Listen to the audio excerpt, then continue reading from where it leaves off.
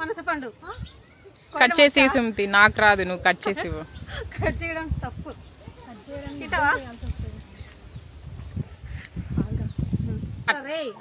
కిందకి వేసేసి మ్యాంగో కానీ జాగ్రత్త, పైన మక్కు పైన అదేమన్నా పడితే మళ్ళీ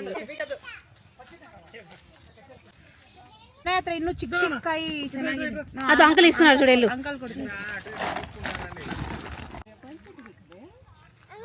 సాల్ట్, నిమ్మపండు అసలు లేదక్క, దీనికి ముళ్ళులుంటాయి.